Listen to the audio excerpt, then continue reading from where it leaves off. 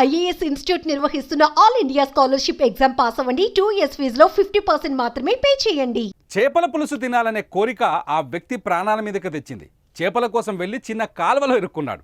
సుమారు 2 గంటలకు పైగా నరకయాతన తర్వాత ఎలాగోలా బయటపడ్డాడు. ఒకవేళ జరగరానిది జరిగుంటే ప్రాణాలైపోయేవి. ఖమ్మం జిల్లా మధిర మండలం మల్లారం క్రాస్ రోడ్డు దగ్గర ఆనందంగా చేపల పులుసు తినాలనే కోరికతో సిరిపురం గ్రామానికి చెందిన రాజు అనే వ్యక్తి చేపల వేటకు వెళ్ళాడు. ఊరి చివర మల్లారం వెళ్లే రోడ్డులో చిన్న కాలువలోకి దిగారు. త్వరగా చేపలు దొరికితే ఇంటికి వెళ్ళిపోయి కూర వండుకొని తినాలనే ఆరాటంతో కాలువ లోపల నుంచి అక్కడే ఉన్న మోరీలోకి పాక్కుంటూ చొచ్చుకెళ్ళాడు.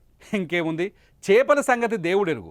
మోరీ ఇరుకుగా ఉండడంతో అందులోనే ఇరుకుపోయాడు. బయటకు రాలేక ముందుకు కదల్లేక అక్కడే ఉన్నాడు. కొద్దిసేపటికి ఊపిరాడని పరిస్థితి.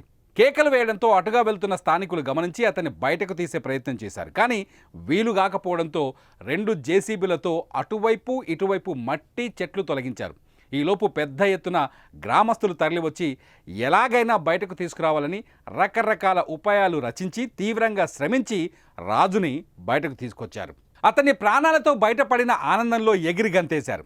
హమ్మయ్య అంటూ రాజు కుటుంబ సభ్యులు ఊపిరి పీల్చుకున్నారు. కొందరు పెద్ద మనుషులు మాత్రం చేపల కోసం అతడు చేసిన పనిని తప్పుపెట్టారు. ఏదేమైనా చేపల పులుసు తినాలనే కోరిక 2 గంటల నరకయాతనకు దారితీసింది.